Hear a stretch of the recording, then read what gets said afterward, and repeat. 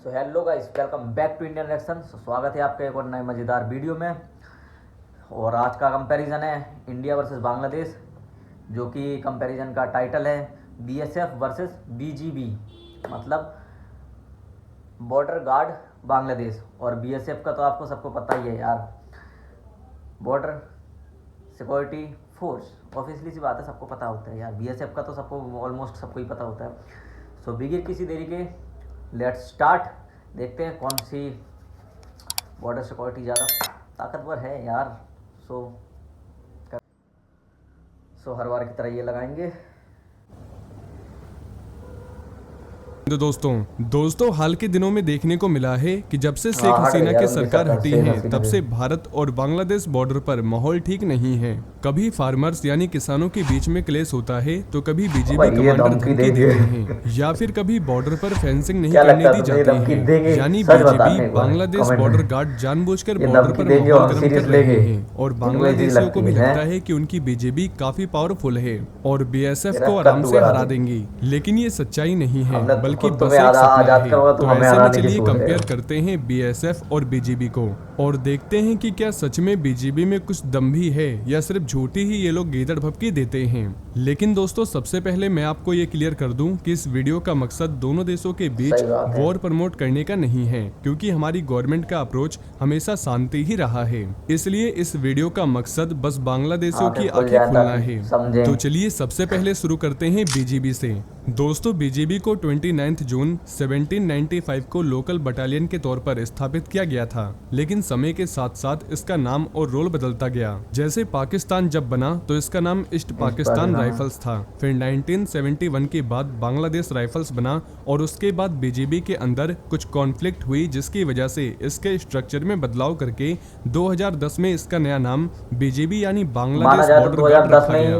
दोस्तों बीजीबी बांग्लादेश की paramilitary force है जो मिनिस्ट्री ऑफ डिफेंस बांग्लादेश के अंदर आती है और इसके जो टॉप ऑफिसर्स हैं वो भी बांग्लादेश आर्मी से ही आते हैं। बीजीबी के पास अप्रोक्स 70,000 सोल्जर्स और 63 बटालियंस हैं और ये मेन तौर पर बॉर्डर गार्डिंग फोर्स का काम करते हैं जो इंडिया, बांग्लादेश और म्यांमार बॉर्डर पर तैनात रहते हैं। लेकिन बीजीबी वेल इक्विप्ड और वेल ट्रेंड फोर्स नहीं है और इनका बजट भी काफी कम यानी 350 मिलियन US$ ही है। साथ ही इन पर कोई हैवी वेपन्स जैसे आर्टिलरी वगैरह भी नहीं है और हैवी फायर सपोर्ट के लिए ये बांग्लादेश आर्मी पर डिपेंड करती हैं। इसके अलावा बीजीबी को कोई वॉर एक्सपीरियंस भी नहीं है और ना ही ये काउंटर इंसर्जेंसी जैसे ऑपरेशंस में एक्टिव रहती है।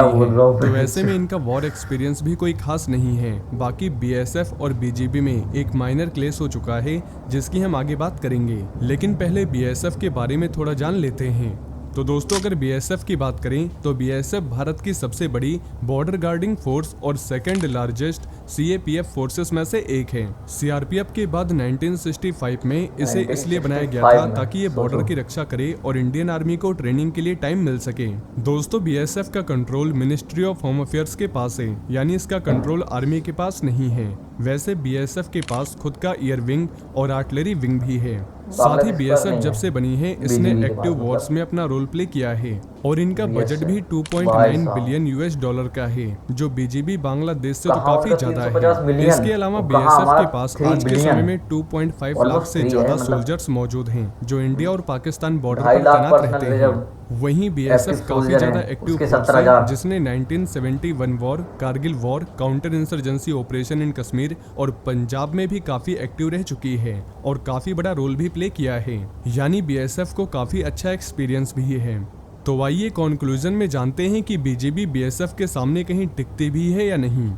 लेकिन दोस्तों इससे पहले आप ये जान लीजिए कि इस वीडियो का मकसद अपने पड़ोसी देशों के साथ नफरत बढ़ाना नहीं है, बल्कि उन बांग्लादेशियों की सच्चाई बताना है जो अलग ही सपने में जी रहे हैं, जिनमें उनको लगता है कि उनकी फोर्सेस यूएस आर्मी को भी हरा सकती है। तो दोस्तों ऐसा नहीं है कि बीजीबी और बीएसएफ में कभी कॉन्फ्लिक्ट नहीं हुआ है। दरअसल 2001 में भारत और बांग्लादेश के बीच एक गंभीर सीमा विवाद हुआ था, जिसमें बांग्लादेश राइफल्स, बीडीआर और Indian border security force BSF के बीच 16 से 19 अप्रैल को पाडुआ पैर दिवाह गांव के पास झगड़ा हुआ था और ये इलाका मेघालय और बांग्लादेश के सिलहेट डिस्ट्रिक्ट के बीच 6.5 किलोमीटर का डिस्प्यूटेड बॉर्डर है। बीएसएफ यहां फुटपाथ बना रही थी, उसी वक्त बीडीआर और बांग्लादेशियों ने बीएसएफ के जवानों पर हमला कर दिया और ये पूरी प्लानिंग के साथ किया गया था। यानी बीएसएफ के जवानों को धोखे से मारा गया था, क्योंकि बीडीआर की संख्या बीएसएफ से काफी ज्यादा थी और उन्होंने गाँव वालों की भीड़ भी अपने साथ ले रखी थी। ऐसे में 16 बीएसएफ के सोल्जर इस झड़प में वीरगति को प्राप्त हो गए थे और 3 बीडीआर के सोल्जर्स मारे गए थे। इसके बाद इंडियन गवर्नमेंट ने फर्दर कॉन्फ्लिक्ट को रोकने के लिए मीटिंग बुला के मामले को शांत किया था। तो आइए अब बात कर लेते हैं आज के समय की। तो दोस्तों, बीजेपी आज खुद कई चैलेंजेस से जूझ रही है, जैसे म्यांमार में अरकान आर्मी का प्रभाव बढ़ता जा रहा है, साथ ही उन्होंने काफी बड़े हिस्से पर कब्जा भी कर लिया है और फ्यूचर में बीजेपी को उनसे खतरा जरूर रहेगा, क्योंकि इनमें पहले भी कॉन्फ्लिक्ट हो चुका है और अरकान आर्मी वैसे भी बांग्लादेश को पसंद नहीं करती है। साथ ही सेकंड प्रॉब्लम ये है कि बांग्लादेश की इकोनॉमिक हालत भी ठीक नहीं है। बीजेपी के पास ना कोई वॉर एक्सपीरियंस है, ना ही बीएसएफ के जैसे इक्विपमेंट्स। बीएसएफ इनसे 3 से 4 गुना बड़ी है और एक्सपीरियंस भी इनका काफी अच्छा है। वहीं अब मैं आपको बता दूं कि बीएसएफ बॉर्डर पर कोई एग्रेशन इसलिए नहीं दिखाती है क्योंकि इंडियन गवर्नमेंट अपने पड़ोसी देशों के साथ रिश्ते नहीं खराब करना चाहती है। इसलिए बीएसएफ हर मैटर को मीटिंग द्वारा अच्छे से सुलझाती है ताकि कोई नई टेंशन पैदा न हो।